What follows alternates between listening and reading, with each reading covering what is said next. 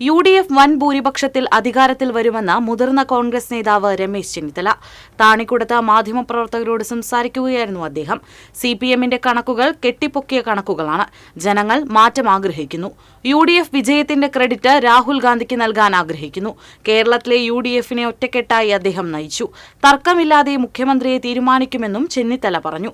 സംസ്ഥാനത്ത് ഭരണവിരുദ്ധ തരംഗം ശക്തമായി താഴെത്തട്ട് മുതൽ അലയടിച്ചിട്ടുണ്ട്. UDFന് അനുകൂലമായ തരംഗമുണ്ട്. 100 സീറ്റ് കിട്ടണമെന്നാണ് ആഗ്രഹമെന്നും ചെന്നിത്തല പറഞ്ഞു. ക്രൈസ്തവ സഭയ്ക്കെതിരെ BJP ഉന്നയിക്കുന്ന വിമർശനങ്ങളെ അംഗീകരിക്കാനാവില്ല. BJPയുടെ നടപടി കേരളം ഒറ്റക്കെട്ടായി എതിർക്കും. ക്രൈസ്തവ പുരോഹിതന്മാർക്ക് അഭിപ്രായം പറയാൻ സ്വാതന്ത്ര്യമുണ്ടെന്നും ചെന്നിത്തല പറഞ്ഞു.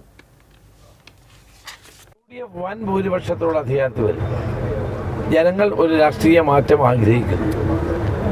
CPMന്റെ കണക്കുകളൊക്കെ കെട്ടിപ്പൊക്കിയ കണക്കുകളാണ്.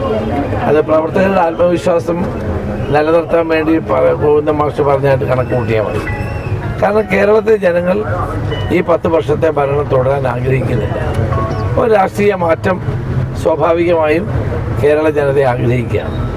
അതിൻ്റെ പ്രതിഫലനം ഇവിടെയുണ്ട്.